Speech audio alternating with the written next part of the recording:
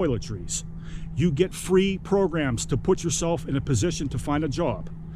Now, I know a lot of people are going to write on the comments below this video and say, well, Mark, if you don't have an address, you can't find a job. That's why homeless people don't want to work, because they don't have an address, so they can't find it. That is one of the biggest myths that exist in a homeless community. That is horse crap. It's utter horse crap. You can get a job. There were people that will set you up and get you a job, because I got one. Now, I still work in the city of Pittsburgh. I'm not going to say where, for obvious reasons. I have gone to the various locations on the south side, on the north side, downtown Pittsburgh, Homestead, Oakland, all the neighborhoods in Pittsburgh that I used to frequent when I was, staying outside in the streets. And I still see, 3 years later almost, I still see the same people living on the street. Why is that?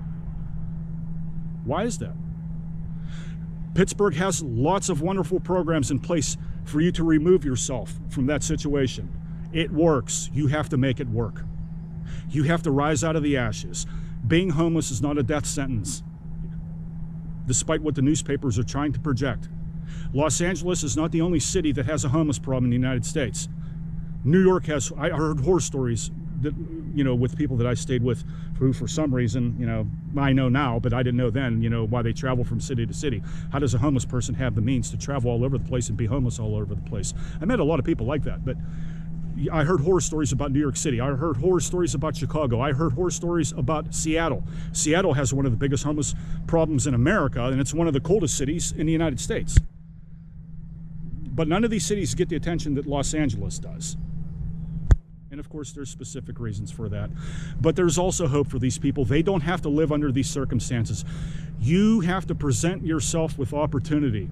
If you do not see the opportunity, you must make the opportunity. You can create the opportunity.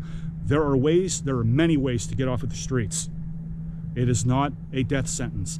And the media is projecting this like it's everybody's problem except for the homeless person himself. And that's where the problem lies, and that's why it continues to grow. So with that said, I hope I've offered a different perspective than what the newspapers are saying.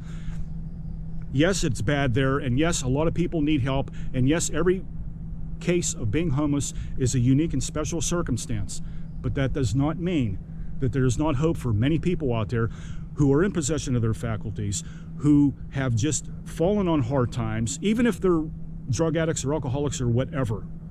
If they are in possession of their faculties, if they have high spirits and high standards set for themselves, they can get out of it.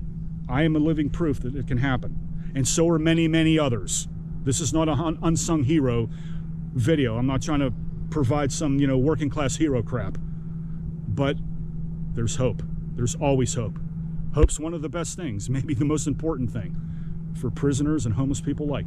You can get out of your situation if you apply the right methods. I hope this helps. God bless. Stay safe during this COVID pandemic. I hope things turn around here real quickly, but I don't know. It seems sort of bleak right now. If I don't make a video beforehand, I wish everybody a happy and healthy Easter. Thank you for watching my channel. Like, subscribe, and I want to hear your comments below. I want to hear your perspective. Okay? Stay safe, everyone. See you in the next video.